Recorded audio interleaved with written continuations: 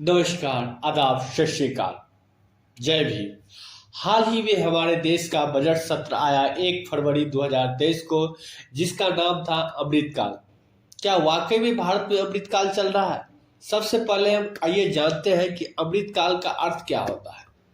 अमृतकाल जो है वैदिक ज्योतिष का शब्द है, जिसका मतलब है किसी भी नए काम की शुरुआत के लिए सही समय।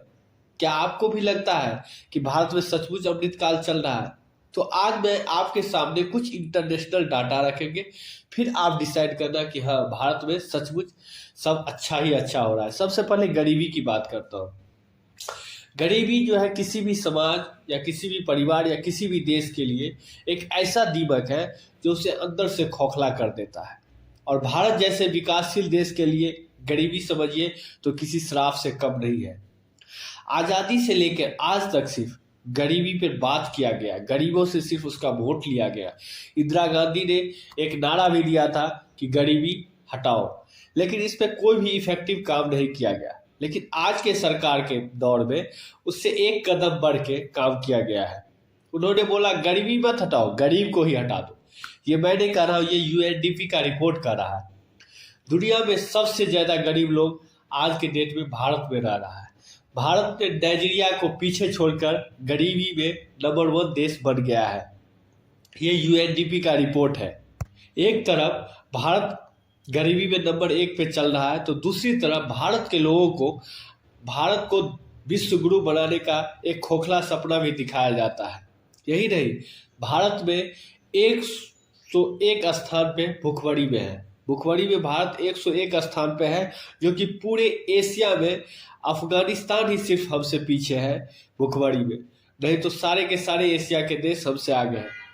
पूरे भारतवर्ष में एक वर्ष में 25 लाख लोग भूख से अपना जान गंवा बैठते हैं। State of food security and nutrition in the world के अनुसार भारत में 20 करोड़ लोग कुपोषण के शिकार हैं।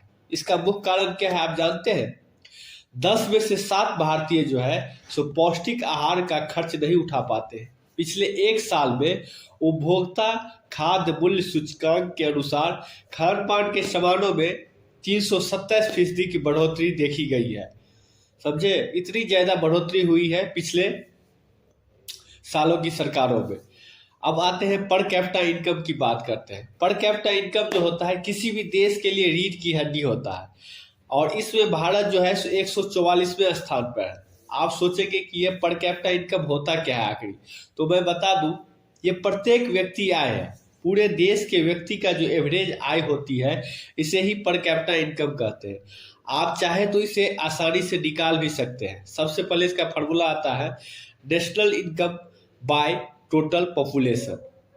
बांग्लादेश जैसा देश प्रति व्यक्ति आय के मामले में भारत से आगे है।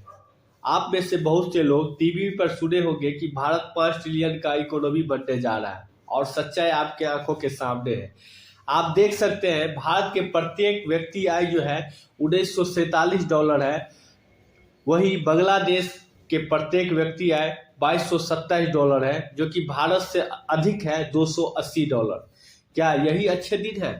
आम आदमी के इनकम में कोई बढ़ोतरी नहीं हो रहा है इस देश में, और बिजनेसमैन की इनकम दिन दुगुनी तो रात चौगुना तरक्की कर रहा है। भारत में जीडीपी पर कैपिटा की बात करूं तो भारत 142वें स्थान पे है। जेंडर गैप में 135वें स्थान पे है। टीवी और रेडियो में मन की बात करने से आम जनमानस की समस्या का समाधान नहीं होता है। अमृतकाल का झूठा लॉलीपॉप मत दिखाइए। जनता का काम करने से ही काम होता है।